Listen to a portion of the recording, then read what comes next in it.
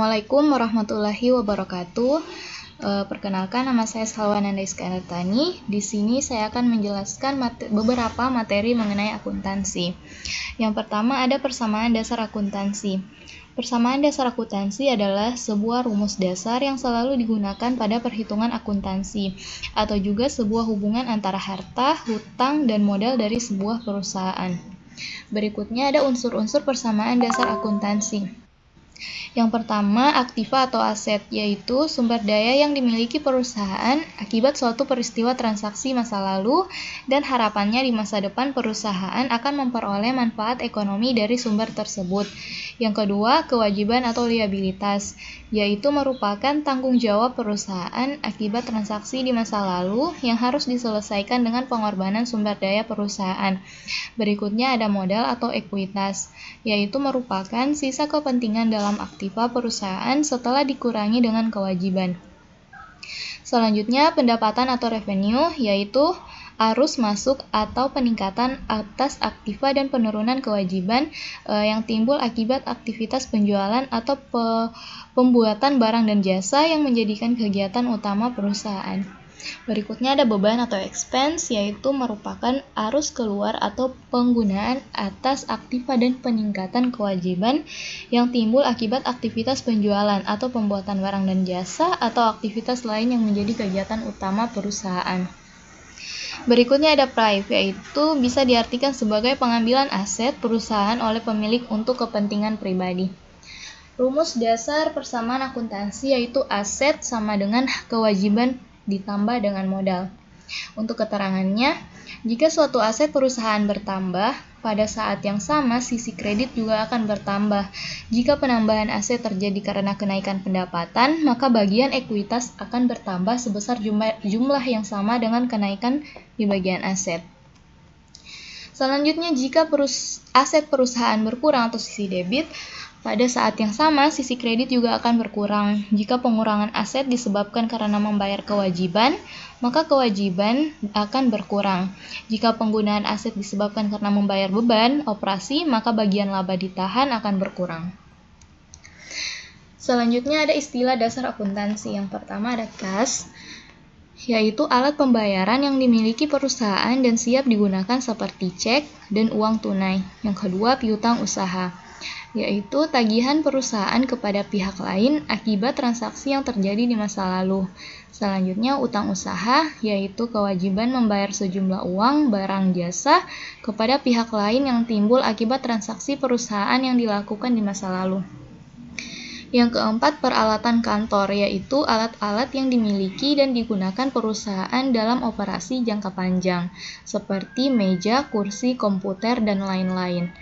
Yang kelima, perlengkapan kantor, yaitu barang atau bahan pelengkap aktivitas perusahaan yang biasanya berumur pendek atau kurang dari 1 tahun, yang habis karena pemakaian, seperti pulpen, kertas, dan lain-lain. Selanjutnya, modal saham, yaitu kontribusi pemilik pada perusahaan yang berbentuk perseroan terbatas, sekaligus menunjukkan bukti kepemilikan atas PT tersebut. Selanjutnya, laba ditahan, yaitu akumulasi laba yang diperoleh perusahaan selama beberapa tahun dari sebuah badan usaha berbentuk PT yang tidak dibagikan kepada pemegang saham. Selanjutnya, dividen, yaitu bagian dari laba usaha perusahaan yang dibagikan kepada pemilik perusahaan sebagai imbalan atas setoran modal pemilik. Selanjutnya, pendapatan, yaitu kenaikan modal perusahaan akibat penjualan produk perusahaan. Yang selanjutnya, biaya atau cost, yaitu pengorbanan ekonomis untuk memperoleh barang atau jasa di mana manfaat dari barang tersebut dinikmati dalam waktu lebih dari 1 tahun. Dan yang terakhir, beban, yaitu biaya yang manfaatnya hanya dalam 1 tahun dan tidak memiliki manfaat di masa mendatang. Selanjutnya, materi siklus akuntansi perusahaan. Yang pertama ada analisa transaksi, yaitu mengumpulkan data-data keuangan yang valid, akurat, dan bisa dipertanggungjawabkan. Selanjutnya, pembuatan jurnal umum. Langkah selanjutnya adalah mencatat transaksi tersebut ke dalam jurnal perusahaan dalam urutan kronologis. Perlu diperhatikan dalam mendebit dan mengkredit akun harus seimbang. Selanjutnya ada buku besar. yaitu memindahkan informasi akun beserta saldonya ke dalam kolom khusus akun yang sejenis. Selanjutnya neraca saldo, yaitu memuat ringkasan dari akun transaksi beserta saldonya yang berguna sebagai dasar untuk menyiapkan laporan keuangan atau sebagai bahan evaluasi. Selanjutnya ada jurnal penyesuaian. Ya, jurnal penyesuaian ini dibuat saat terjadinya transaksi yang berpengaruh pada akun-akun perusahaan, misalnya penyusutan peralatan, uang sewa yang belum dilunasi, dan lain-lain. Selanjutnya pembuatan neraca lajur. Nah, neraca lajur ini berisi informasi tentang neraca saldo dan jurnal penyesuaian yang akan menghasilkan informasi yang diperlukan dalam membuat laporan keuangan. Informasi tersebut merupakan laporan laba rugi dan neraca. Selanjutnya laporan keuangan, yaitu tahap siklus akuntansi perusahaan jasa yang diantaranya adalah laporan laba rugi, neraca, dan laporan perubahan modal. Selanjutnya ada jurnal penutup. Di sini akun-akun perkiraan pada laporan perubahan modal dan laporan laba rugi akan ditutup. Akun-akun tersebut adalah pendapatan, biaya atau beban, laba atau rugi, dan price. Dan yang terakhir jurnal pembalik, merupakan tahap pembalikan beberapa akun yang telah ditutup untuk pengembalian saldonya. Akun perkiraan yang dibalik biasanya adalah pembayaran yang dibayar di muka yang belum jatuh tempo. Selanjutnya materi mengenai laporan keuangan. Secara umum, laporan keuangan adalah laporan yang berisi pencatatan uang dan transaksi yang terjadi dalam bisnis, baik transaksi pembelian maupun penjualan dan transaksi lainnya yang memiliki nilai ekonomi dan moneter. Selanjutnya, jenis-jenis laporan keuangan. Yang pertama ada laporan laba rugi. Laporan laba rugi adalah laporan finansial perusahaan yang dibuat oleh bisnis untuk mengetahui pengeluaran dan pemasukan bisnis secara mendetail. Isi dari laporan ini adalah data-data pendapatan sekaligus beban yang ditanggung oleh perusahaan. Yang kedua ada laporan arus kas. Laporan arus kas atau yang biasa disebut dengan cash flow ini sendiri dapat diartikan sebagai catatan keuangan yang berisi informasi tentang pemasukan dan pengeluaran selama satu periode. Yang ketiga, laporan perubahan modal. Laporan perubahan modal atau ekuitas adalah salah satu jenis laporan keuangan yang penting, terutama untuk perusahaan publik. Tujuan pembuatannya adalah agar perusahaan dapat menggambarkan peningkatan maupun penurunan dari aktiva bersih atau kekayaan dalam periode tertentu dengan prinsip pengukuran tertentu untuk dianut.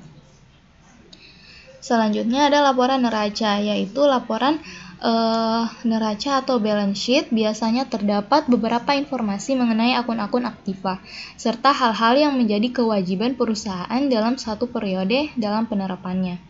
Selanjutnya, catatan atas laporan keuangan. Catatan atas laporan keuangan ini mengacu pada informasi tambahan yang membantu menjelaskan bagaimana perusahaan sampai pada angka laporan keuangannya. Catatan ini juga membantu menjelaskan penyimpangan atau anggapan inkonsistensi dalam metodologi akun tahun ke tahun. Selanjutnya ada 3 fungsi laporan keuangan. Yang pertama menilai kondisi usaha sebagai bahan evaluasi dan bentuk pertanggungjawaban perusahaan. Materi selanjutnya yaitu jenis-jenis laporan keuangan. Yang pertama ada harta, yaitu jumlah kekayaan yang dimiliki perusahaan.